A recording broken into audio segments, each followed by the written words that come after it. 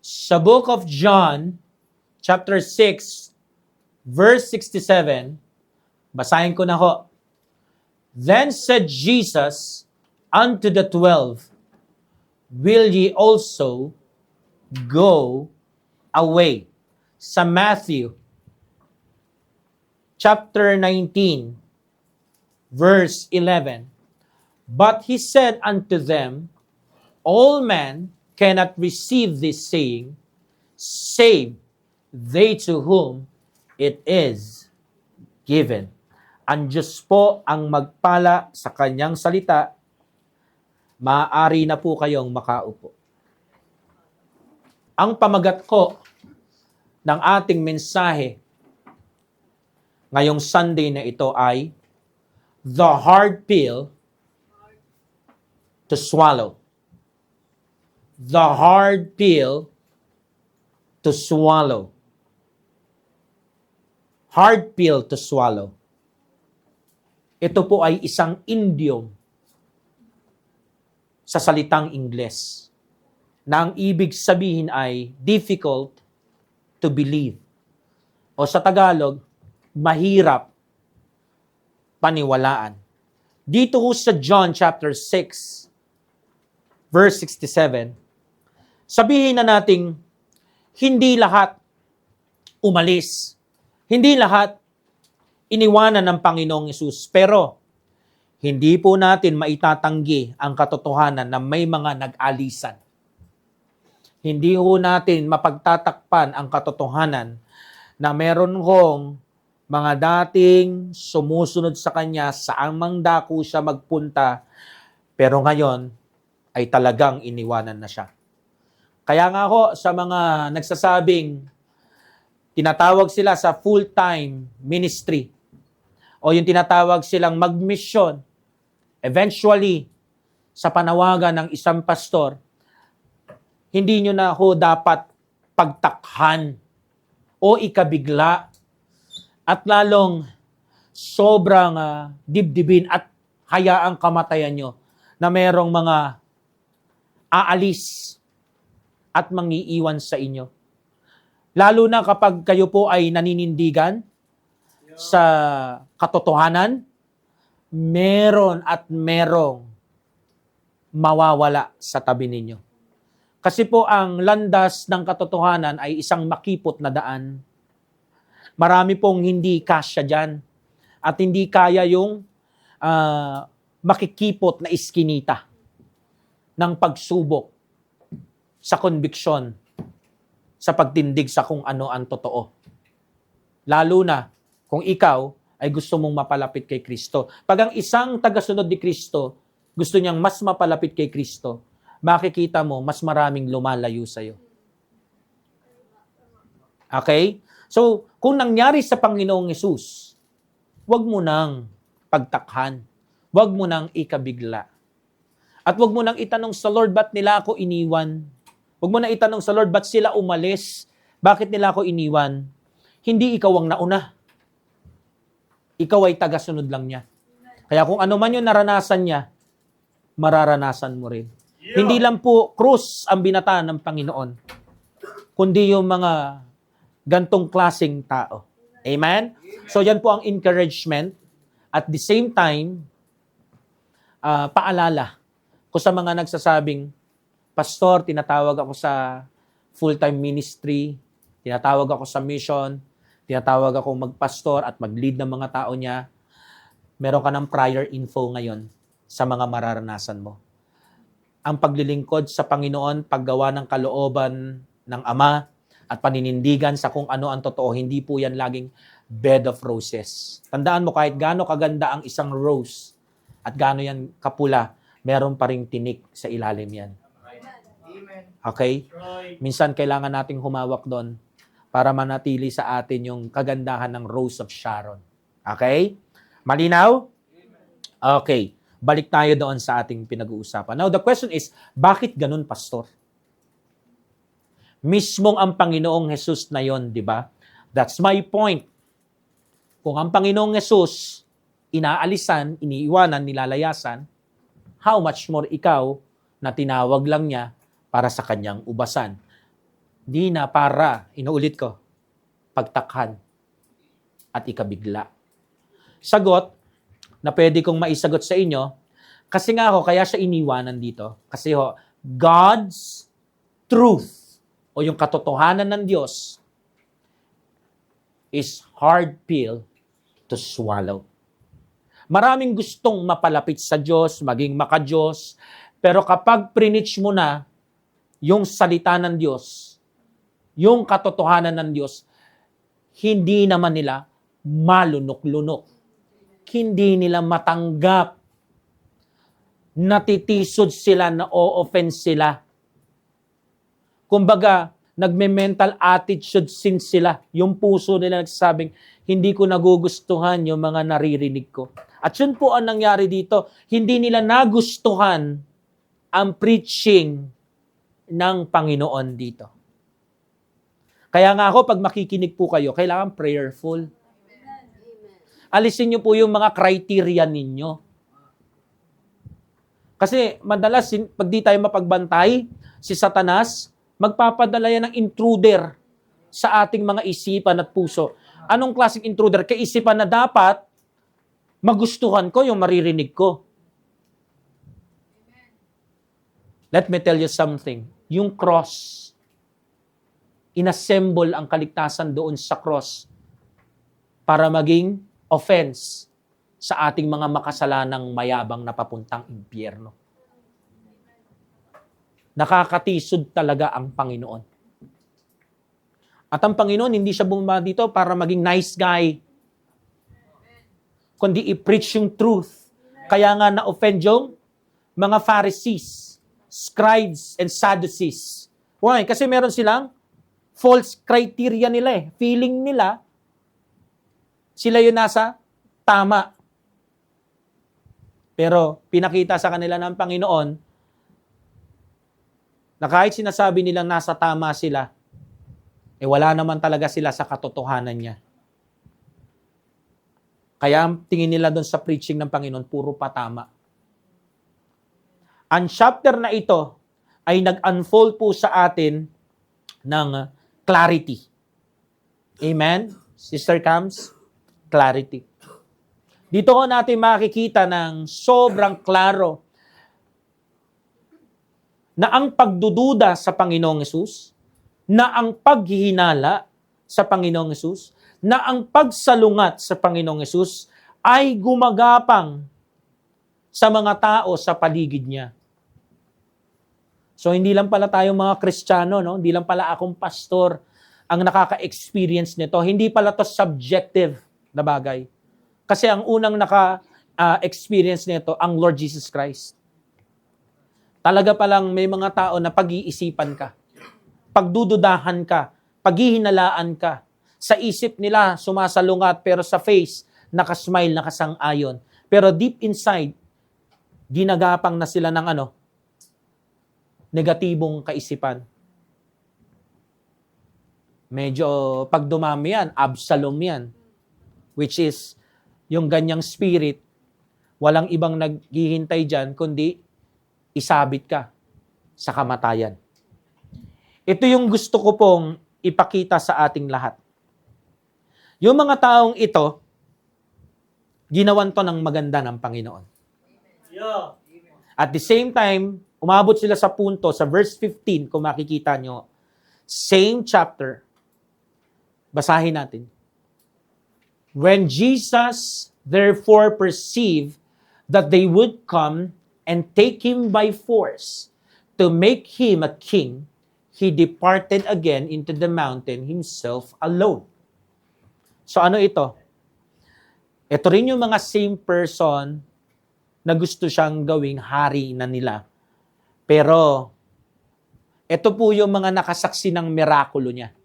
Yung pagpapakain ng konting isda at konting tinapay galing doon sa lad na hinatid sa kanya ni Brother Andrew. Pero, bagamat dito sa talatang ito, gustong-gusto nilang gawing hari ang Lord.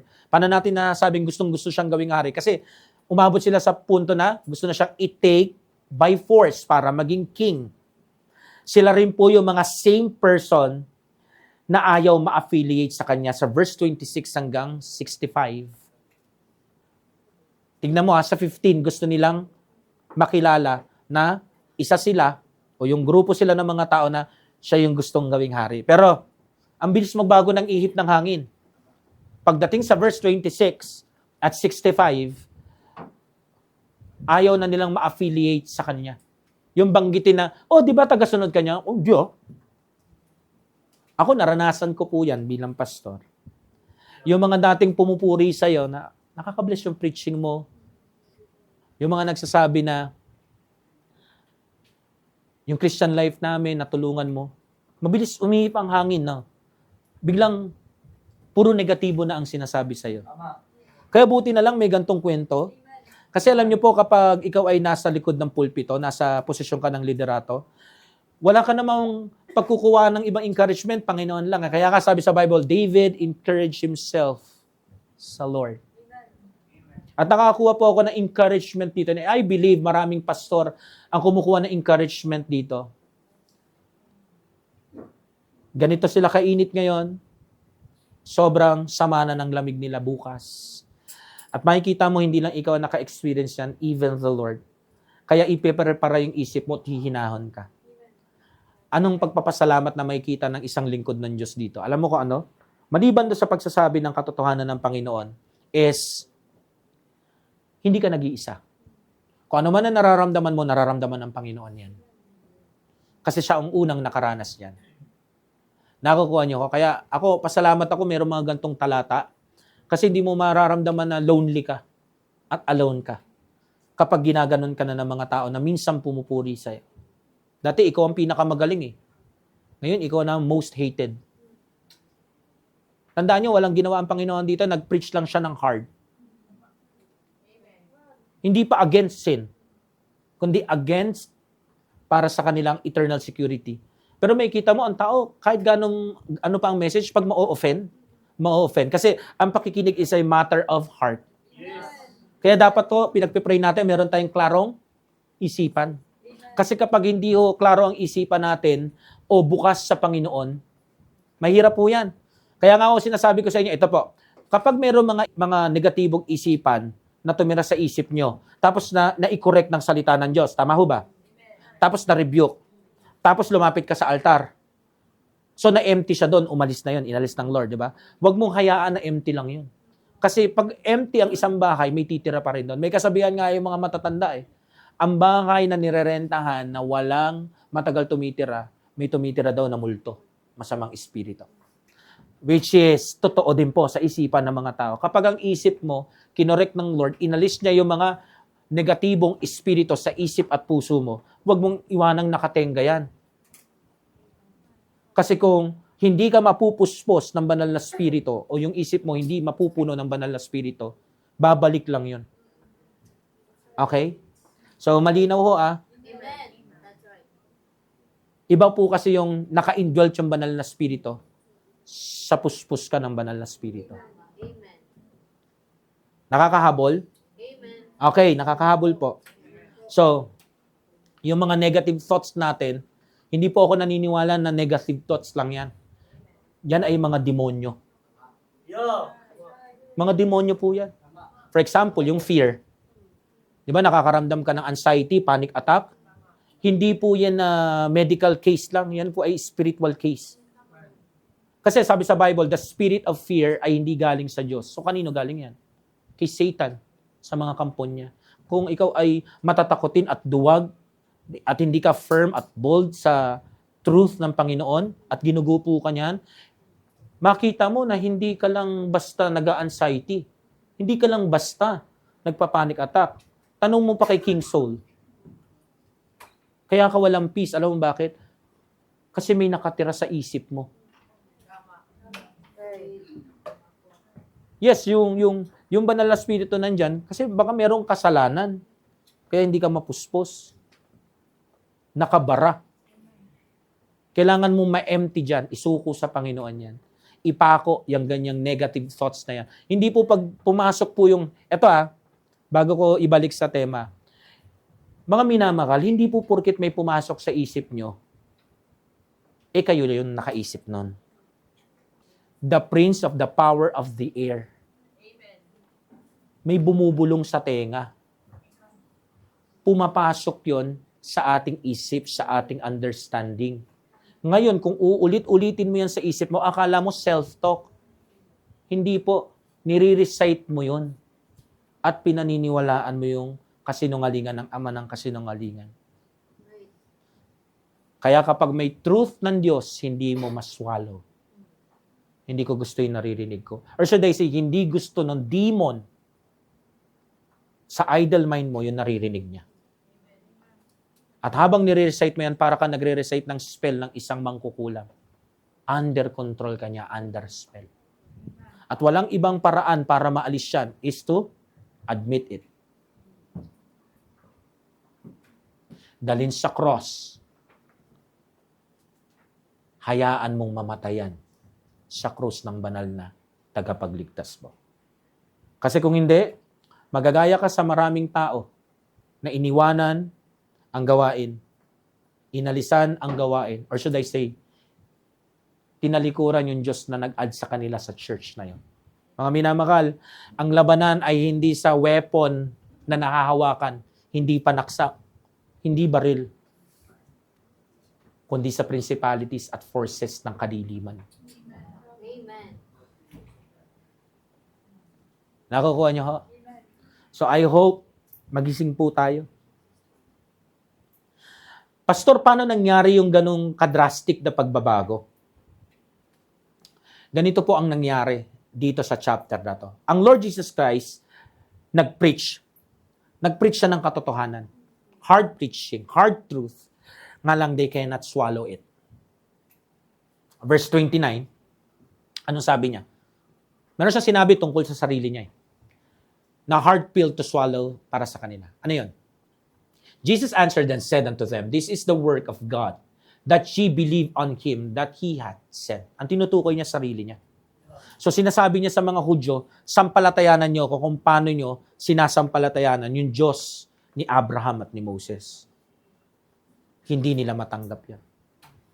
Ano pa? He told them that He is the begotten Son of God. Verse 32. Tignan niyo po. Then Jesus said unto them, verily, verily. Verily, verily, it means katotohanan, katotohanan. Ano ibig sabihin nun? Real talk. I say unto you, Moses gave you not the bread of life from heaven.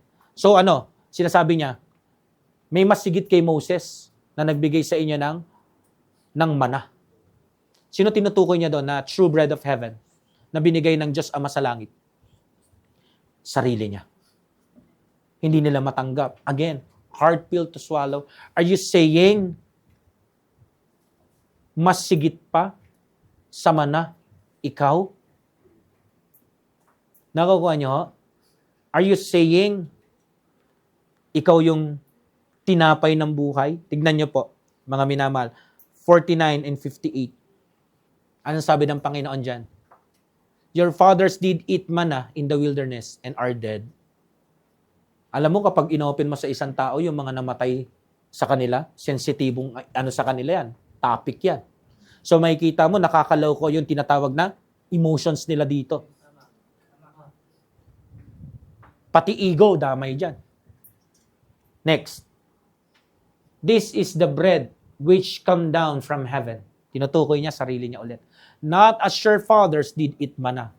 Tinatanggalan niya ng dinidisregard niya yung mga ancestors dito. Patay na sila.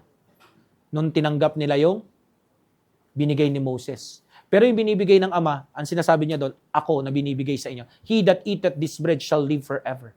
Hindi kayo mamamatay. Amen. At the same time, sinasabi niya, nasa level ka ng Diyos, mas inaangat mo ang sarili mo sa ninuno naming si Moses. Ayan na. Emotional sila sa mga ancestors nila at sa history nila. Ayan na. Di ba parang preaching ngayon? Kapag nakakalaw ko yung tinatawag na nakaraan mo, pinagmulan mo, nakakapikon yun. Pero takang-taka ka, wala namang alam si pastor. O kahit may alam pa si pastor sa background mo, tas kinokorek ka, yung ego mo nun, yung pride mo, iba dating nun. Kaya nga makakarinig, ano pastor, mas magaling ka pa sa amin? Pare-parehas lang naman tayong Kristiyano dito. So ang tingin lang nila dito kay Jesus Christ, isang Hudyo na nagpa-practice ng mga miracles. Hindi nila nakikita si Jesus Christ dito as He is.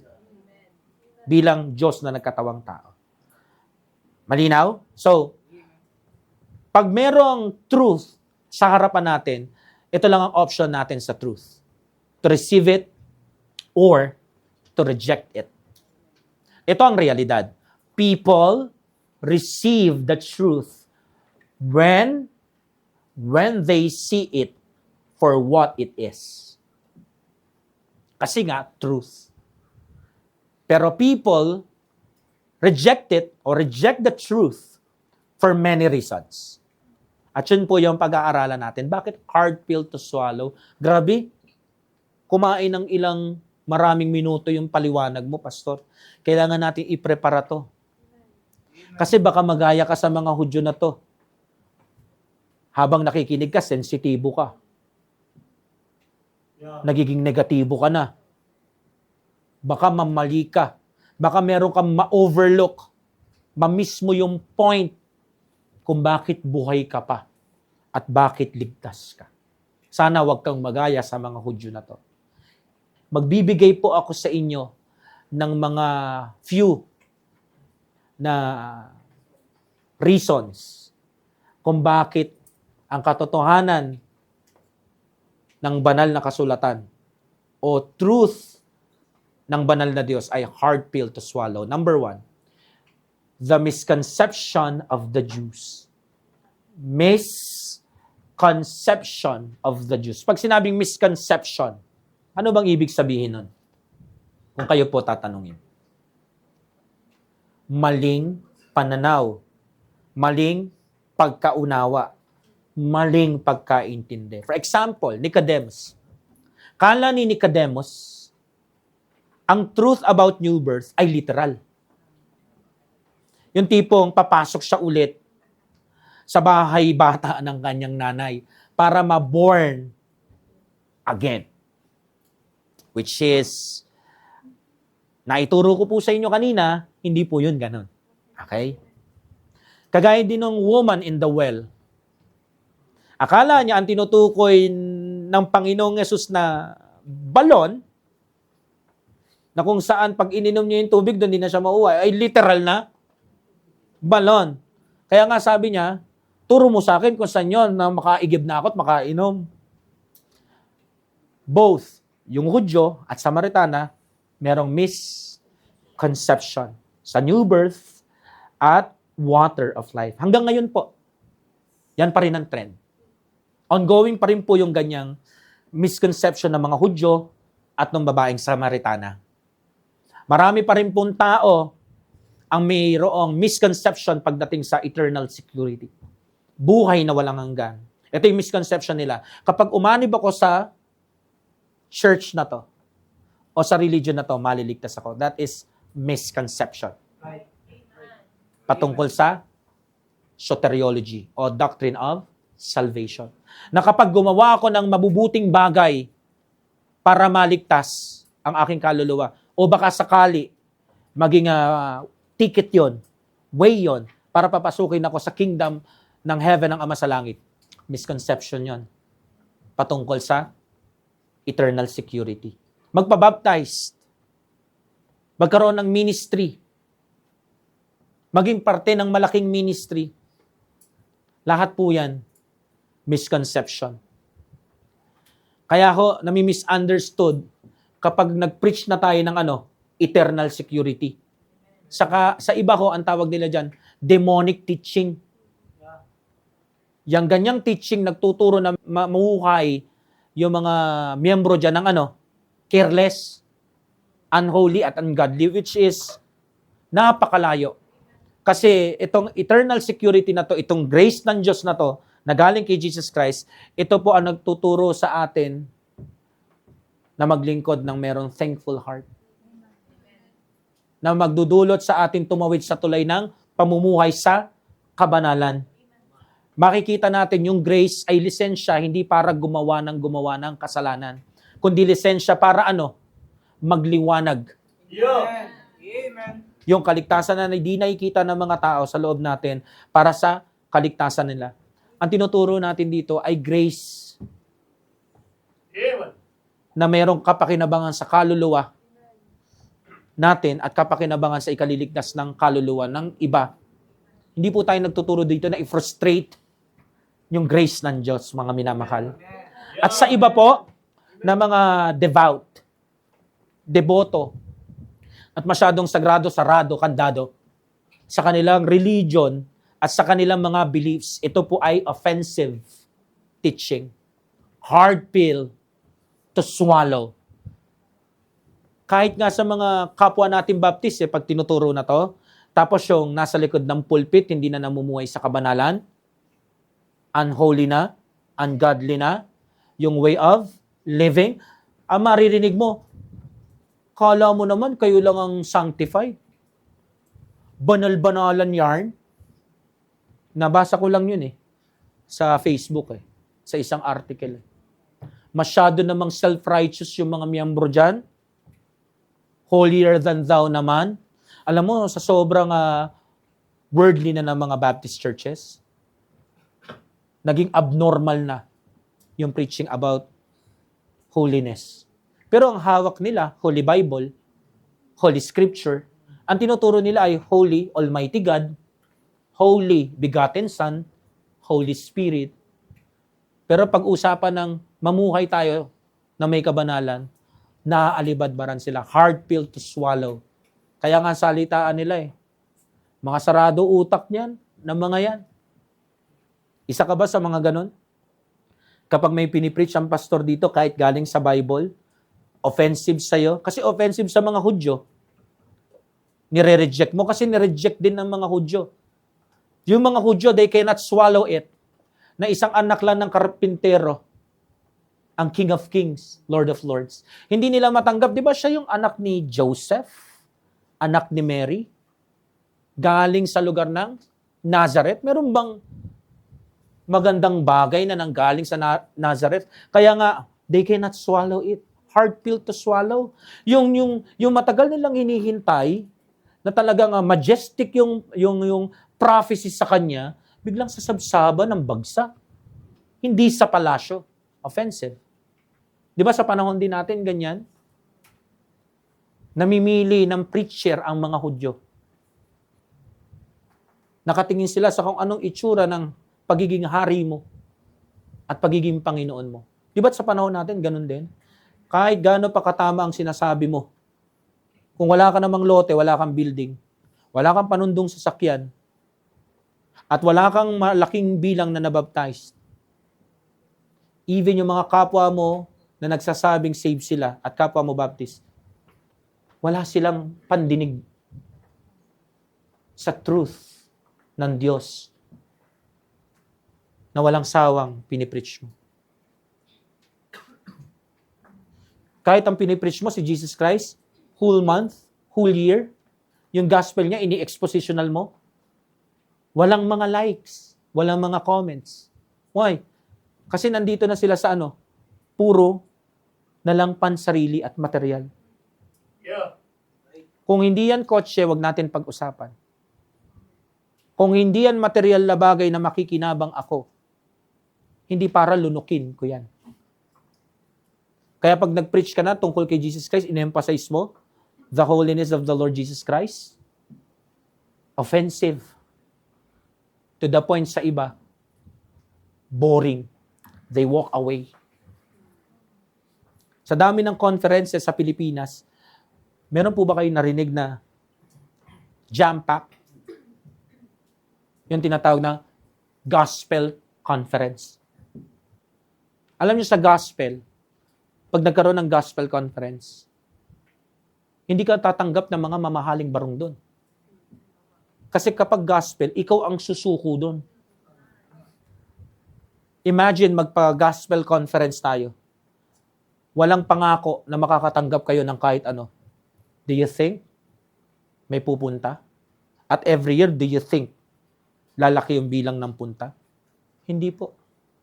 Walang pangako ng ibibigay na damit, ibibigay na groceries, at pakain, do you think may pupunta? Pumupunta sila para makakain eh. The Jews, pumupunta sila para makakita ng mga milagro, yung puro pa kanila. Iligtas yung mga pang-araw-araw nila. Sa kanila, ang pagsunod sa Panginoon is daily survival. Kaya nung nag-preach na siya na ako ang kaligtasan, ibig sabihin, hihinto yung kasalanan nila. Hindi nila matanggap yung mamamatay sila everyday for Him. At yun po ang misconception ng mga Hudyo na sikat pa rin hanggang ngayon. Ikaw, ang tema natin ngayon ay crucified. Galatians 2:20. Not I, but Christ. So hindi ka dapat naghahanap ng sarili mo sa church na to.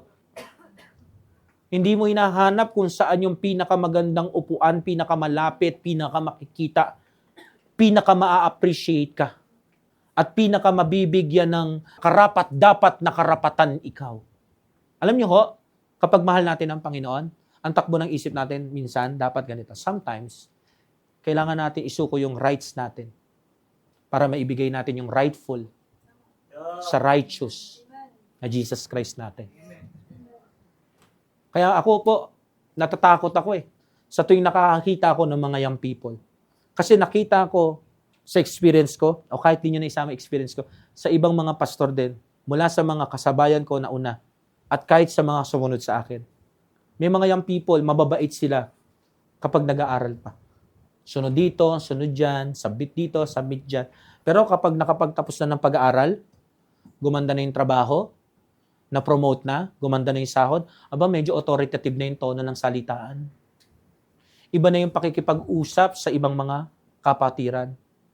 Kapatid, kung ganyan palang kataas yung posisyon mo, nagwawala na yung taas ng ihi mo. I think, hindi mo naiintindihan yung grasya ng Diyos Kaya hindi na ako magugulat kung babawiin din sa'yo ng Panginoon. Paano babawiin? Ganito kataas. Hindi po lahat ng nasa taas ay galing sa itaas. Hindi ho lahat ng pagkakataon galing sa Panginoon. Baka yan pa ang maging leksyon mo, yung lagapak mo dyan. Amen? Kaya dapat i-preach natin si Jesus Christ palagi. Huwag tayong magkaroon ng misconception na the more kang may nakukuwang tinapay, the more kang may nakukuwang isda, mas lalo kang pinagpala. Kasi sa kwento na to, meron silang misconception. Akala nila sapat na yung mga panlupang bagay. Kaya nung nakarinig sila ng preaching, diniretso sila ng Panginoon, they walk away. Now the question is, will you also walk away? Ako nasasagot, yes. Magwo-walk away ka. Kung napaka-shallow ng pagsunod mo sa Panginoon. Kung ang tingin mo sa Kanya, blessing giver, bread giver, at fish giver. Worker of miracles lang sa panlupa. Pero may natira, di ba? May natira. Yung mga gaya nila Pedro. Na nakikita ang Panginoon as He is.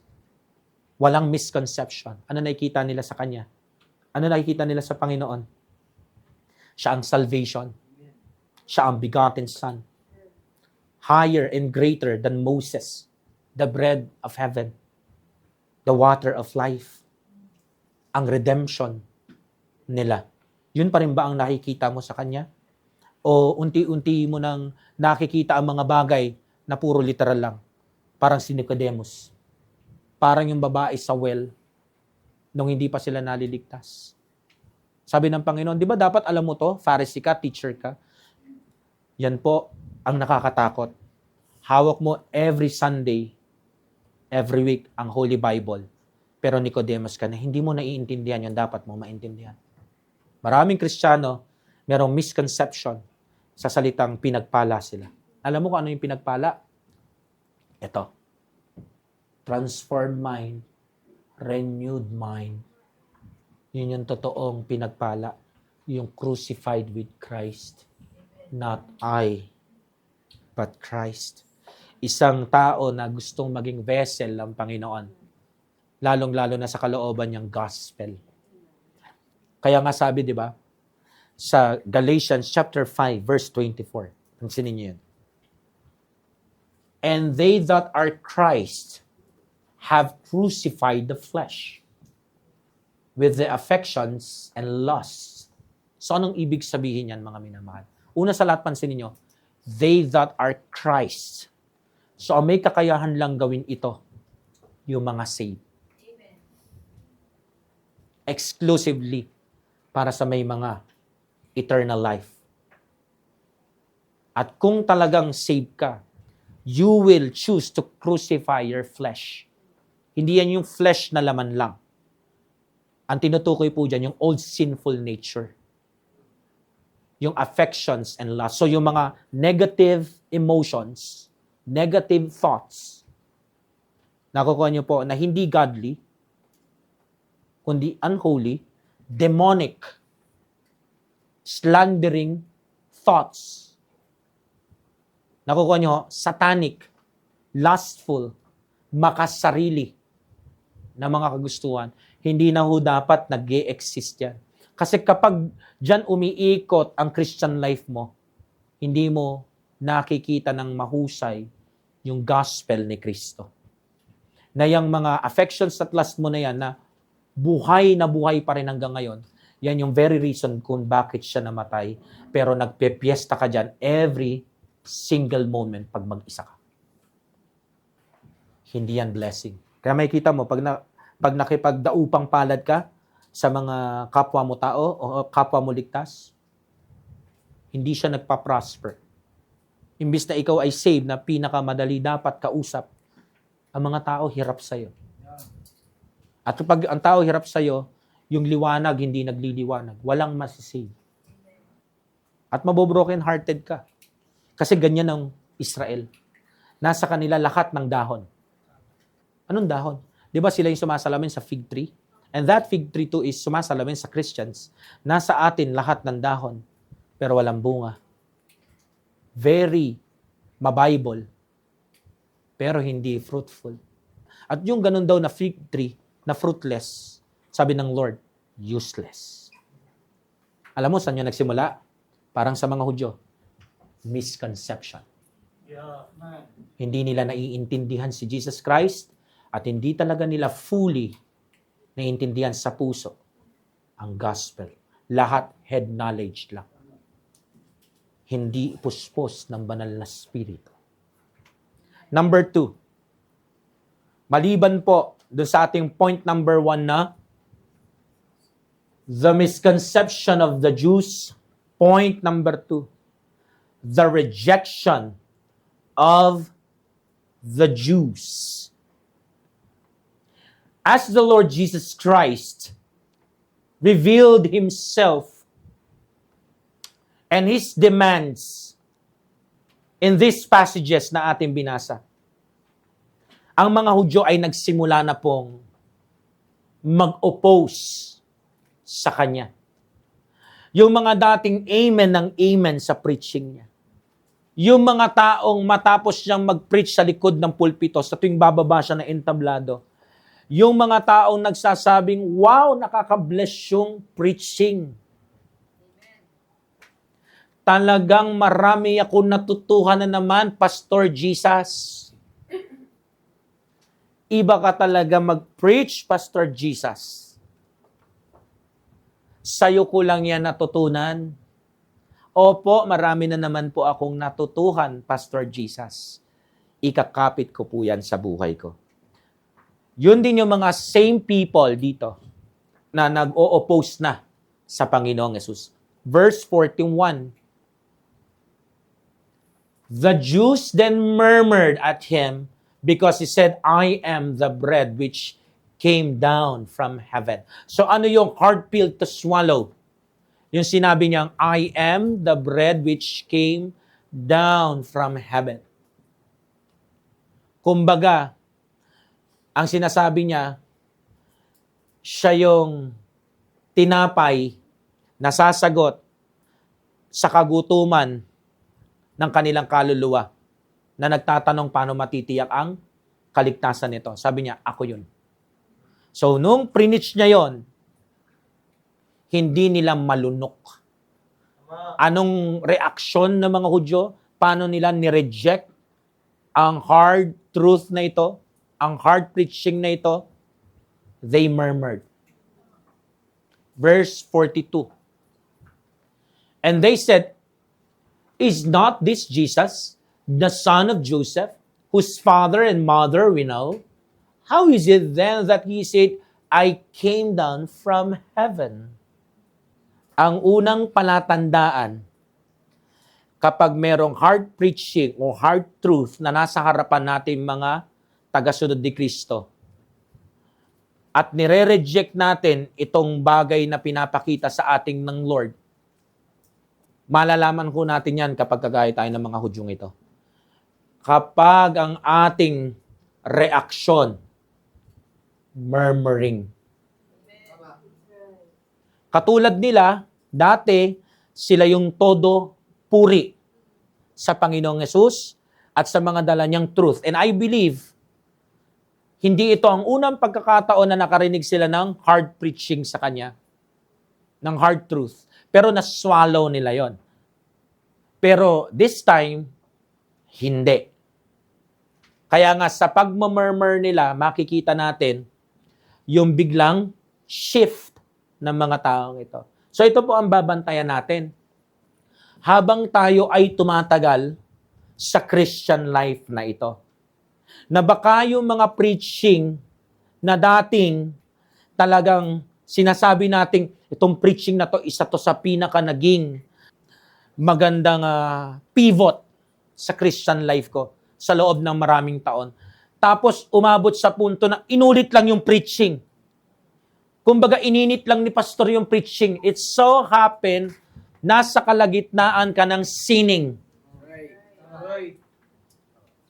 Paanong sinning? Hindi na masyadong nagpe-pray, hindi na masyadong nagbabasa. Nagpe-pray naman ako daily. Ritual na lang. Wala nang tinatawag na laman yung prayer. Repetitive na lang. May mga ganong senaryo, mga minamahal eh. Yung dating hard preaching na blessing sa'yo, ngayon yamot na yamot ka. Naiinis ka. Di ba dati yung meron ka pang pa-tears of joy? Meron ka pang paiyak-iyak sa pulpit? Ngayon, naiiyak ka na sa sobrang galit. Hindi mo pa natiis. Sinabi mo na, nag-murmur ka na. To worsen the case, maghahanap ka pa ng matcha-chat, matatawagan, yayayain kapi tayo. Kaya ayoko niyang mga yayaang kapi na yan eh. Hindi naman natatapos sa kapi lang eh. O pagkaubos ng kape. May pagkukwentuhan habang nagkakape, merong sinasawsaw. Kaya mag-ingat po tayo ha. At hindi sila nakontento lang sa murmuring.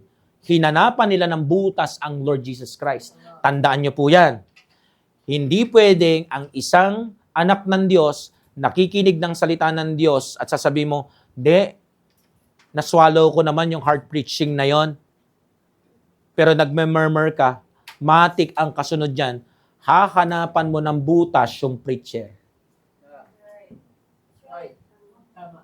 Bakit? Ang Panginoong Yesus ka, naranasan niya eh. Sa kamay ng mga pinakain niya ng konting isda at konting tinapay na kung saan pinarami niya, nagmilagro siya. Sa kabila ng lahat ng miracles na pinakita niya at pagiging blessing niya sa buhay nila, makikita niyo po, nagawa pa rin nilang hamakin ang Panginoon. Paano nga? Galing siya sa langit.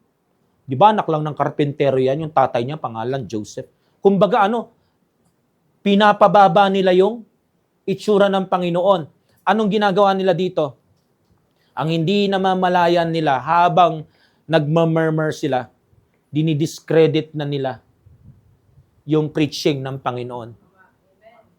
Kasi ganyan po tayo eh, kapag hindi natin tinatanggap ang katotohanan bilang katotohanan. Hahanap tayo ng mga bagay na magpapalambot sa pundasyon ng mga nakatindig na katotohanan na yon. At doon na po magsisimula na i-justify natin bakit tayo nagmamurmur at bakit natin nasabi ito sa preacher na yon. Diyan po nagsisimula ang rejection.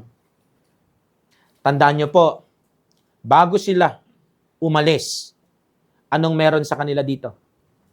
Neglection. Yung mga dating talagang masugid na nakikinig, na iba na ang focus. Nauwi na lang sa mga blessing. Hindi na sa person ni Jesus Christ. Yun yung nakakatakot. Nung walang-wala ka pa, bagong ligtas ka, todo preach ka ng gospel sa sarili mo, sobrang meron kang thankful heart kasi iniligtas ka. Kaya nga todo holy living ka rin. Pero, nung ikaw ay gumanda na ang estado mo, yan, dyan tayo mag-iingat mga minamahal. Yan ang danger. Ito po, unahan ko na kayo. Narinig ko po ito sa isang mas naunang pastor sa akin. Ang pinakadelikado daw na lugar sa Christian life na to, hindi yung walang-wala at salat ka. Hindi daw yung nagsisimula pa lang ang gawain, hindi daw yung nasa kalagitnaan pa lang yung gawain. Kundi yung na-promote ka. Ibig sabihin, nasa tugatog ka. Yan daw ang pinakadelikado. At dito po, nasa pinaka mataas sila. Na sandali. Na kung saan, busog sila. Yun ang nakakatakot sa isang tao kapag busog na siya. Doon na rin nagsisimula yung murmurings. Doon na rin nagsisimula yung mga fault findings. Kaya nga sabi ko, si Sister Jane B ba, mabait yan? Hindi pa natin alam. Busugin mo, or should I say, bigyan mo ng power and you will see kung ano siya. Minsan nga katiting pa lang hindi pa umaangat ng sobrang angat Kitang-kita kagad kung gaano karamot, samantalang dati naranasan niyang bigyan. Kung gaano kawalang awa, samantalang dati merong naawa sa kanya. Ang pangit ko ng itsura ng mga anak ng Diyos na ganyan. Kaya nagsisimula po yan sa neglection. Meron silang binaliwala. At lalo na kapag nandoon ka na sa tinatawag na tugatog ng tagumpay, na promote ka, hindi ka makaalis sa church kasi wala ka pa. Ang tinatawag na deception dyan, dahil meron ka na, ang sinasabi ni Satan, kaya mo na. Hindi ka nagutom, hindi ka nauhaw. Pero alam natin, walang naghihintay na maganda sa aalis sa Panginoon. Hindi sa worship place na to Bagamat dito ka ibinilang sa church na to. Kaya yan po ang delikado dyan, mga minamahal. Lahat ng backsliding nagsimula sa neglection. Yung dating palasimba, puro excuses na. Nakakatakot yan. Kasi neglection na yan ng iyong tinatawag na responsibility, huwag pabayaan ang pagkakatipon. Pa-late-late, hanggang sa di na nagsisimba ng regular, pag tinanong mo, may mga reasonings na. Hindi ka dating ganyan. Nakukuha niyo mga minamahal? Doon lahat siya nagsisimula. Walang backsliding na nangyari overnight. Lahat gradual. Kaya nga tinan nyo, hindi muna nila hinanapan ng butas ang Panginoon. Murmur lang muna. May levels yan. Kasi alam ni Satan na hindi kanya makahatak nang nakalabas ang dalawang sungay niya. Kaya dahan-dahan niya lang ilalabas. Para hindi ka na mabibigla. Kumbaga, preparations of the mind. Pagdating sa 52, ano kung makikita natin dito? Lumalala yung rejection ng mga Hudyo sa Diyos na nagkatawang tao. The Jews therefore strove among themselves, saying, how can this man give us his flesh to eat? Pag hindi natin tinanggap yung truth ng Biblia, yung preaching, anong mangyayari sa atin? Kikitid ang utak.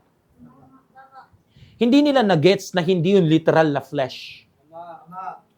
Na ang sinasabi niya ay figure of speech. I believe, sa tagal nilang sunod ng sunod sa Panginoon, ang Panginoon ay merong mga salitaan sa kanyang preaching na matatalinghaga. For example, di ba? Sabi niya, tignan niyo yung mga aanihin, madami na. So ang kanyang tinatawag na pinaka-visual aid ay mga pananim talaga. Pero at the same time, ang tinutukoy niya doon, yung mga tao na nasa paligid niya. Kumbaga, tinuro niya lang yung taniman na meron ng ready to ani na siyang pinipicture nun ay yung mga taong di paligtas. I believe marami sa kanila nakarinig na ng mga ganon at isa yun sa mga narinig nila. At eto na naman ang Panginoon ngayon. Ang tawag dyan, merong pahiwatig. Dati nagigets mo yung pahiwatig. Anong pahiwatig? Yung mga pangungusap ng Panginoon sa preaching na kayong dalawa lang ang nagkakaintindihan. Ngayon, ayaw mo nang intindihin. And that is rejection. Hindi mo na nakikita yung realidad ng Panginoon bilang realidad. At yun na nakakatakot kapag ikaw ay busog at hindi gutom at hindi uhaw. Tignan niyo po, nangyari to lahat. Alam niyo kailan? Kung kailan katatapos lang ng milagro ng Diyos sa mga buhay nila. Kaya dyan kayo mag-iingat pagkatapos mong graduate. Pagkatapos mo makapasa ng board exam at bar exam. Kasi talagang hinihintay ni Satanas yan. Yang moment na yan. Hinihintay niya talaga yan na makuha mo yung trabaho na yan. O higit pa, yung posisyon na yan. Inaabangan niya talaga yan. Kaya maging mapagmasid kayo mga minamahal. Kapag busog ka na. Kapag hindi ka na uhaw. Kasi ganito po yan. Minsan ang Panginoon parang payong. Kailangan na kailangan kapag maulan. Pero kapag huminto na ang ulan, ang nagiging tingin na natin sa Panginoon at mga bagay na may kinalaman sa Kanya, kagaya ng hard preaching na to, ng paalala na to, pabigat. Wala nang ulan eh. Para saan pa tong payong na to? Para sa'yo, dalahin na lang. Kaya nga nung meron mga nagtagumpay, dumami ang pera, ang nakikita nila ganit, ang dating excited magsimba nung walang-wala pa siya. Umulan, bumagyo, umaraw, o kahit anumang klima nandyan. Ngayon, hindi ba maintindihan ni Pastor, malakas ang ulan? May bagyo? Baha? Kailangan din naman natin magpahinga, di ba? Marami ng tunog suhestyon, pero ang totoo, rejection. Maraming mga pag-good idea, mga reasonable reasonings, pa-valid excuses, pero ang totoo, nire-reject na ang Panginoon.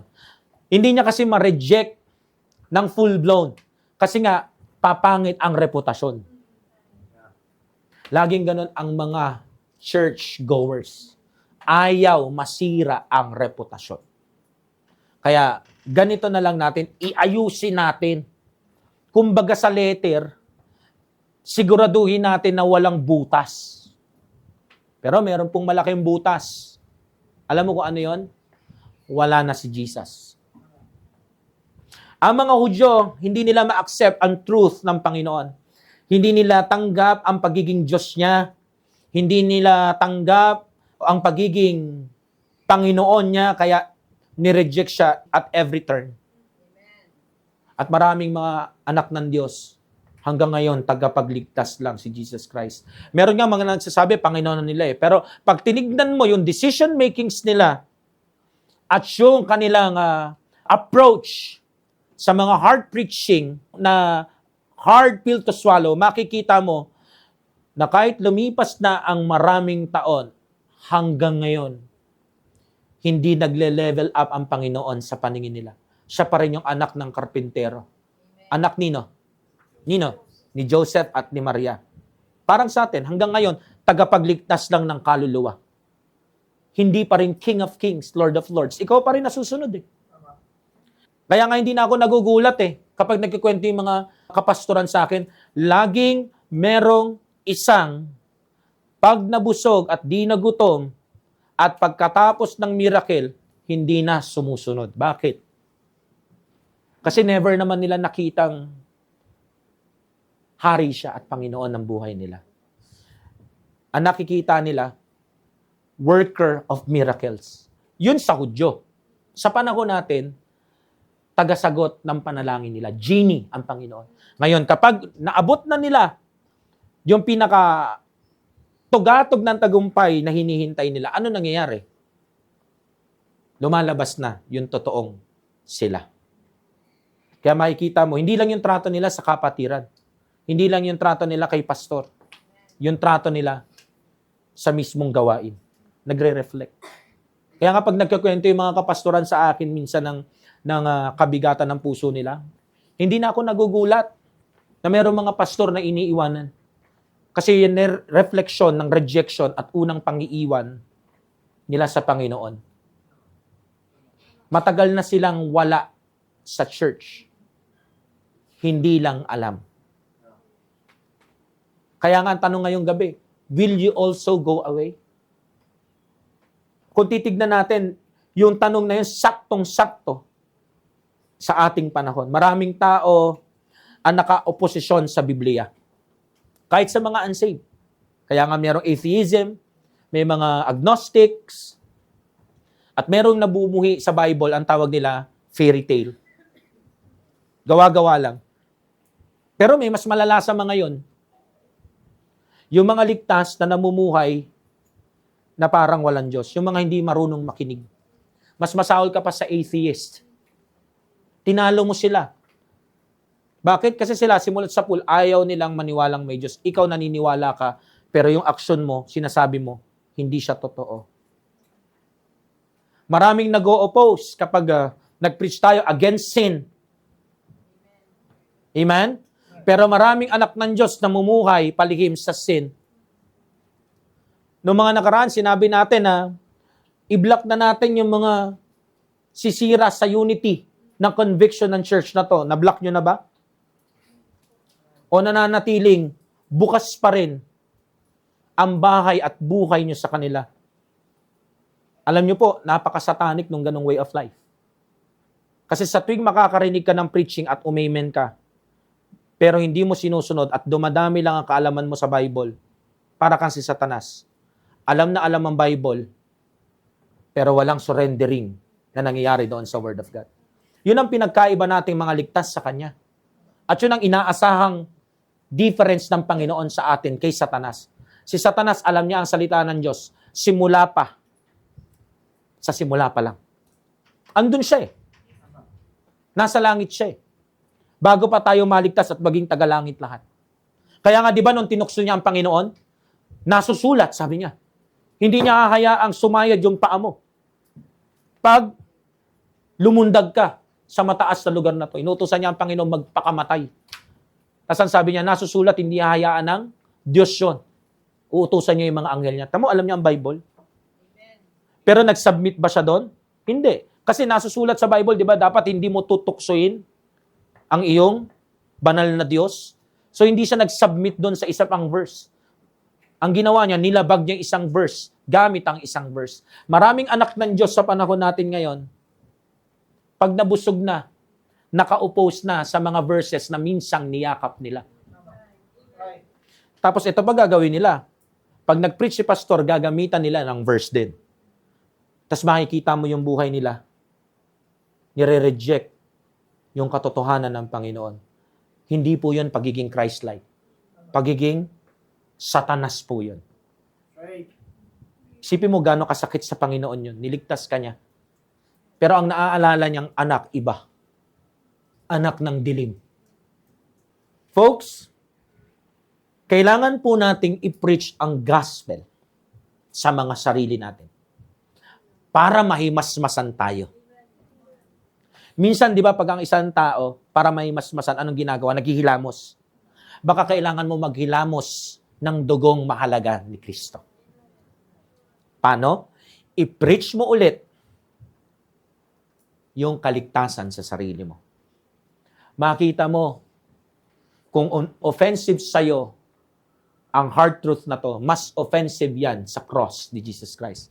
Kasi isa yan sa reason kung bakit siya namatay sa cross. At ngayon, nagpupugad yan o nag-hideout yan sa utak at puso mo. At kinukonsinti mo si Satanas.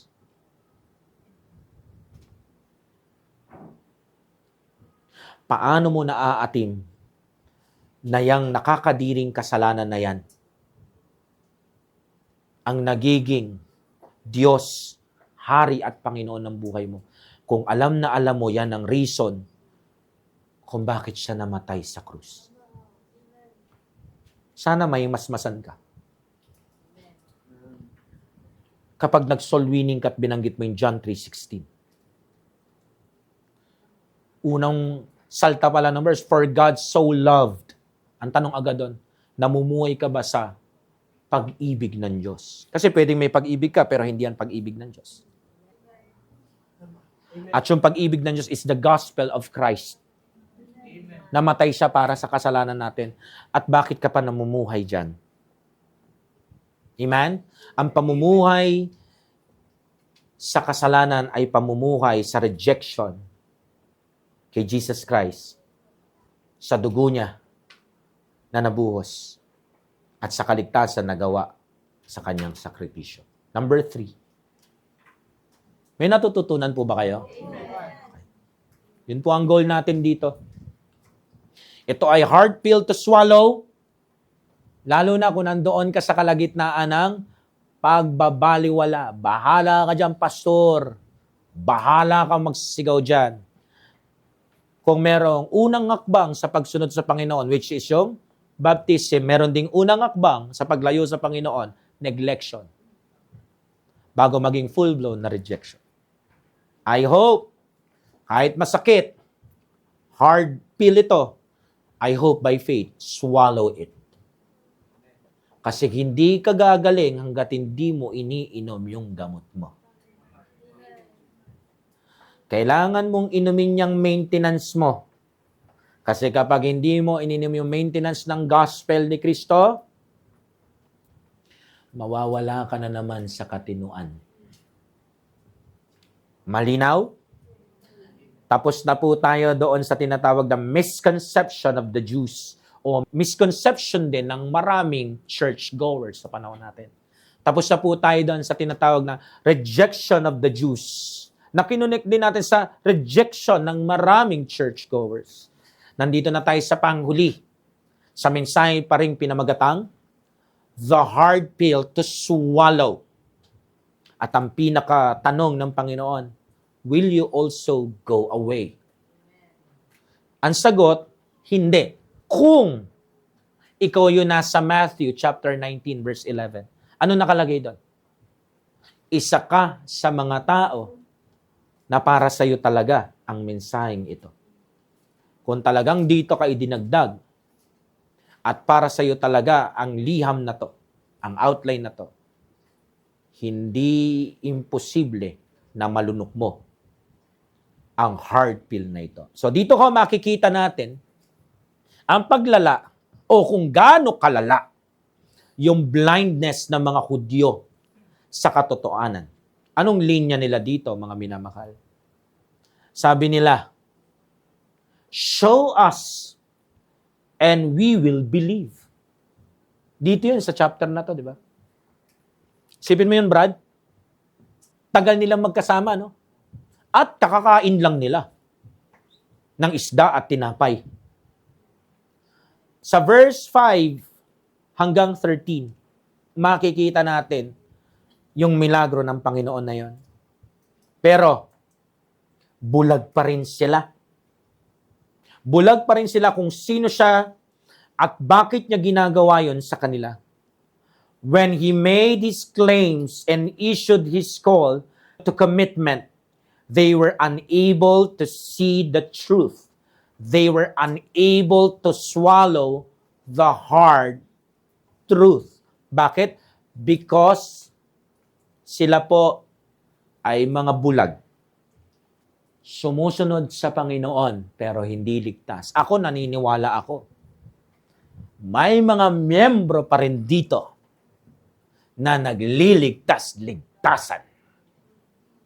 At sa maraming Baptist churches, ang daming nabaptize. Ligtas-ligtasan. Mga kumukuya, umaate sa tagal ng ministry, pero hindi mga ligtas. Why? Isa sa patotoo, Hindi nila magets-gets o makita-kita yung mga preaching na nasa harapan nila. Na ang tanging makakagets lang at hindi ma-offend ay mga ligtas na miyembro. Kaya nga nakakatakot yun, no? Bagamat hindi sa gawa, pero indikasyon. Sobrang tagal mo na, laging offended sa preaching ni pastor. Kailangan lagi siyang papaliwanagan para, may masmasan sa preaching ni pastor. And sabi dito sa 11, no? All men cannot receive this saying. Ibig sabihin, hindi lahat ng tao. Hindi ito para sa mga unsaved. Save they whom it is given. Kanino daw isiname ang mga hard preaching o hard pill to swallow o truth ng Bible? Sa mga saved. Yes. Amen. Kaya kapag nakakita ka ng mga unsaved sa labas, di ba? Hindi nila gets kung bakit kailangan natin huwag pabayaan ng pagkakatipon every week. Yeah. Hindi nila gets ba't nagsisimba tayo ng umaga at hapon. Hindi nila gets yung prayer meeting natin pag Friday. Ultimo, damitan natin, hindi nila gets. Music natin at yung iba pang nating mga convictions, hindi nila gets. Lahat tayo sumasang-ayon, di ba? Pero mag-ready kayo. Ito, hard pill to swallow. Marami sa church natin, hindi rin nagigets. Ang inaasahan nila yung sarili nilang talino, panglupang talino. Kaya kapag ang preaching lumalim at naging matigas, makikita mo, hindi nila makita kahit anong paliwanag. Nakaranas na ba kayo ng ganon? Every year, pinapaliwanagan mo siya. Every month, pinapaliwanagan mo siya. Sa preaching, sa brethren, sa programs, sa kung ano-ano mga nangyayari sa church. Ako po sa tagal ko, naging youth leader ako, naging preacher ako, naging Bible student ako, at ngayon pastor na ako, ang dami ko na-encounter na gano'n. Pero hindi nila magets. Ang sasabihin pa nila, si pastor ang hindi makagets. Hindi naman pwedeng puro ganto-ganto na lang. Alam niyo, pag nakikita ko sila, hindi ako sumasagot. Naaawa ako. Sabi ko, hindi niya nakikita. Pero itong verse na sinabi ko ay napakasimple. Kahit isang baguhang Kristiyano, gets niya. Pero matagal na siya, pero hindi niya pa rin makita. Sana nga backsliding lang. Sana nga blindness ng backsliding lang. At hindi yung kinakatakot ko. At kinakatakot nating lahat. Kasi pwede kang deceived ng sarili mo. Nakakalungkot, gaya ng mga Hudyong ito, naglipa na sa mga Baptist churches o kahit saang Christian group ang mga bulag sa ating mga panahon. Hindi lang yung mga bisita, kundi yung mas malala, mga miyembro na. Sumusunod sila kasi merong tinatawag na nakukuha na pamatid gutom at pamatid uhaw. Alam nyo ho, without God's intervention, hindi nila yung makikita. Kaya tinan mo, minsan, tinititigan ko, yung mga nagpapaliwanag, nakatingin lang ako, sabi ko, hindi talaga maliliwanagan hanggat hindi siya nakakaalis sa dilim dahil dun sa nag-iisang liwanag. Hihinto lang yan for a moment. Next month, bibilang lang ng ilang months, ganun ulit yan. Wala yung pinagkaiba doon sa mga bagong save kuno. Pero makikita mo, hinto, balik, hinto, balik, paulit-ulit. Yun yung sinasabi ko. Kasi nung sineran ng gospel ng ilang tao sa simbahan, lumundag agad doon sa saving faith. Hindi pinaliwanag yung biblical repentance. Kaya maraming nabaptize na hindi ready maligtas. Kasi hindi naman niya nakita na makasalanan talaga siya. Ngayon, anong problema? Ito ang problema.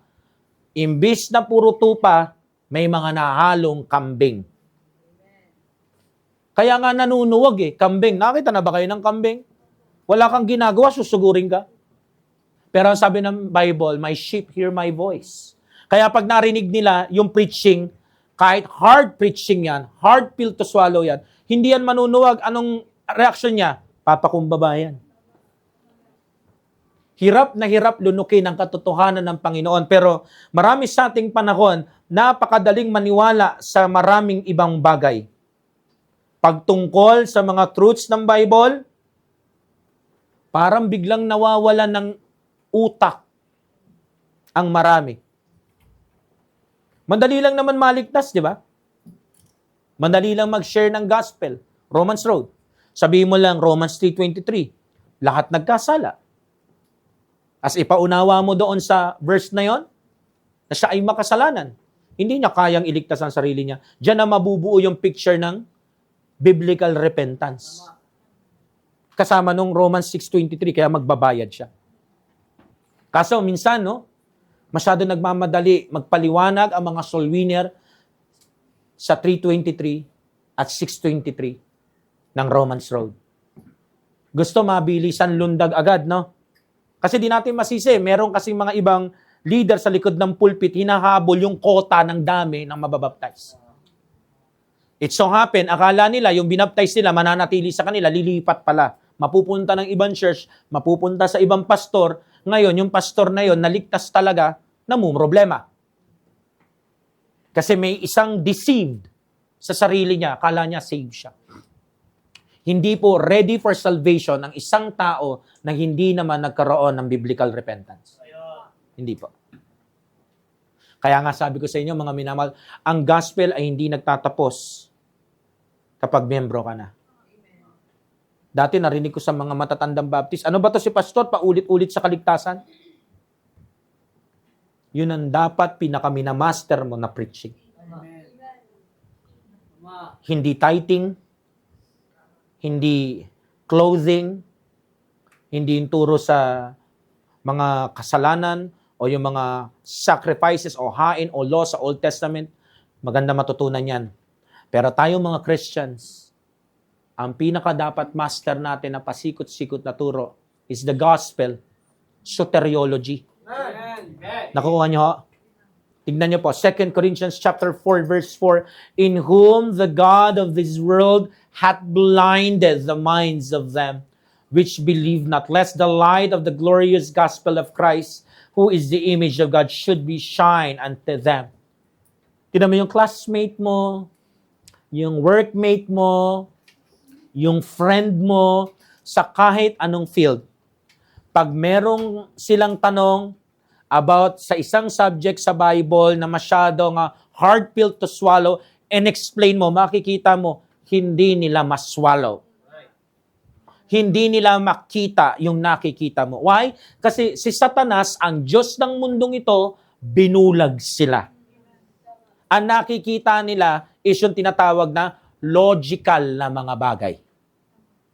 Ang hindi alam ng marami nating kababayan, bagamat buhay sila physically, at yung soul nila ay buhay, yung kanilang spirito ay patay. Kasi namatay yon sa Eden.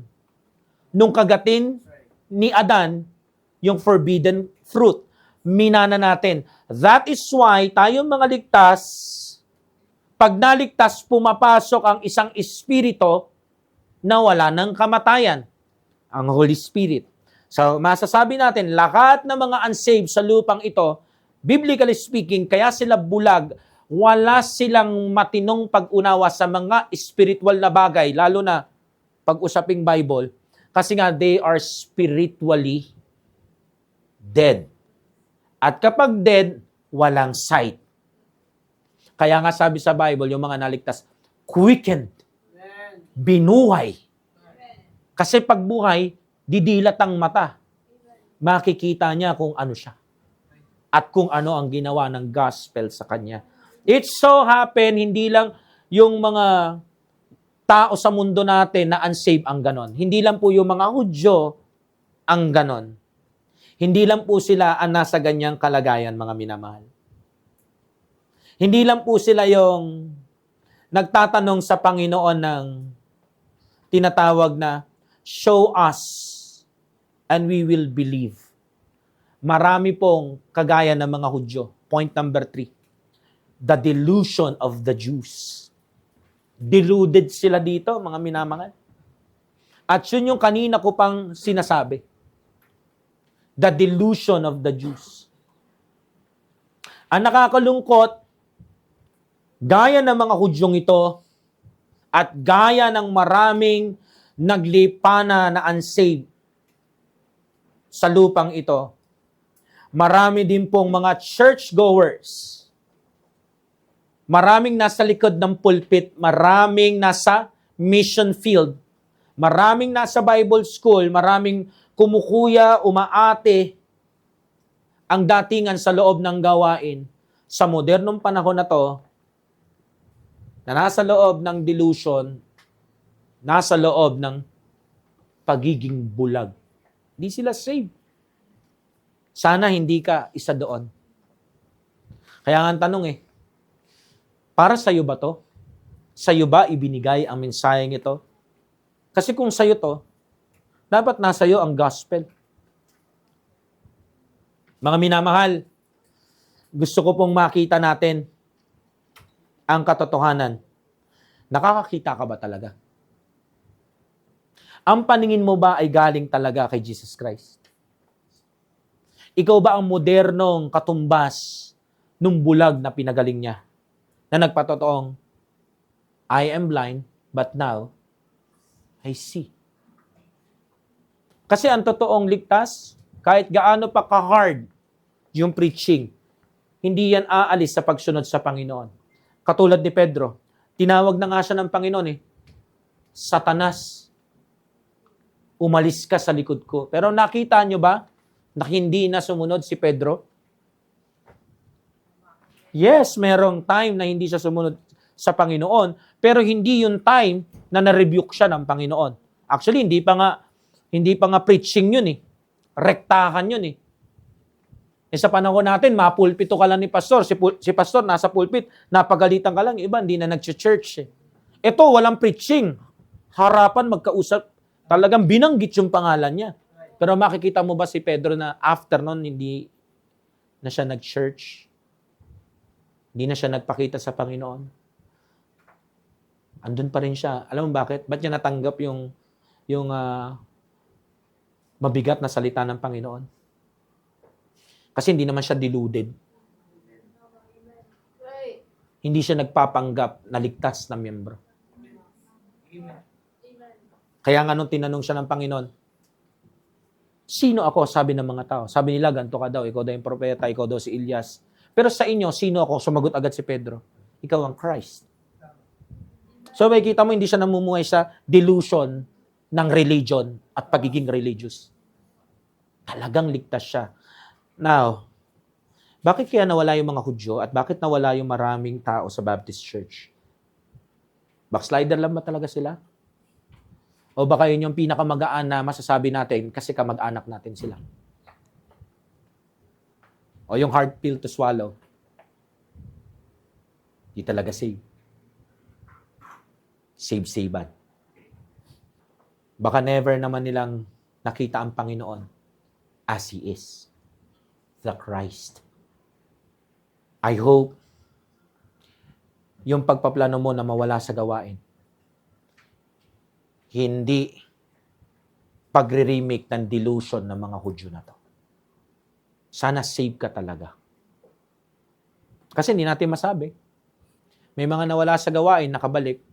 Pero ang dami ko rin po nakita, hindi na bumalik, kinamatayan.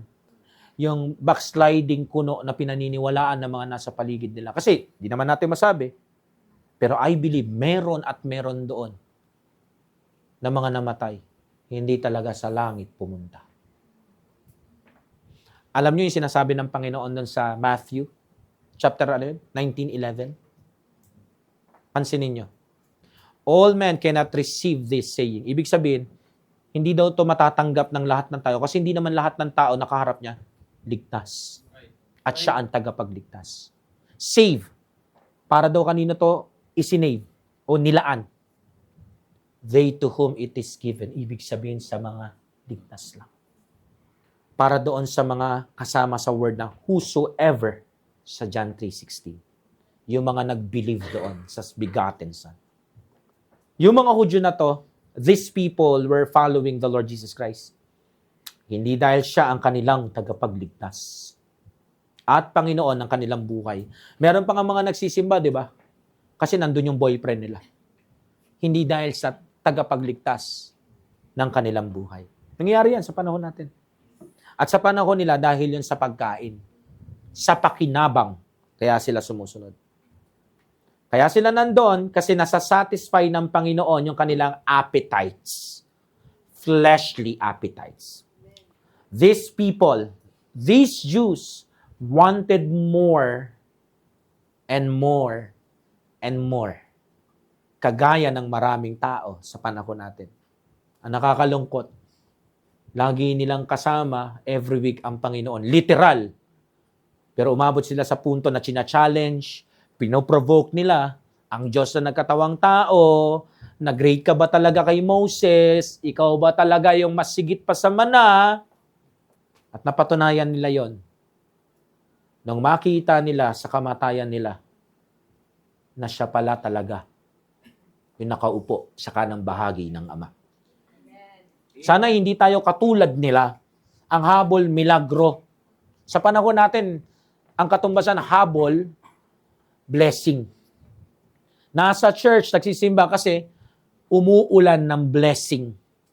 Pero kapag usapang expectation na ng Lord sa kanila, pagkukrucify na ng kanilang buhay hanggang kamatayan sa Panginoon, ipako na yung mga affections at yung mga lust, yung mga makasarili nilang desire, yung kanilang mga gustong mangyari sa mga buhay nila. Ayan na, they turn away from Christ. They walk away, palayo sa Panginoon. Ang pinakamapanganib na lugar sa Christian life na ito ay hindi yung gutom at uhaw ka, kundi yung busog na busog ka sa tinapay at tubig na meron ka. Sounds familiar? Meron ka naaalala? Baka para sa yung will you also go away? Alam mo, ang mga tao hindi sila interesado sa truth. Sadly, even the church people, hindi sila interesado sa truth. Nakakalungkot, inuulit nila yung mga Hudyo na to. Interesado sila sa ano? Sa tinapay.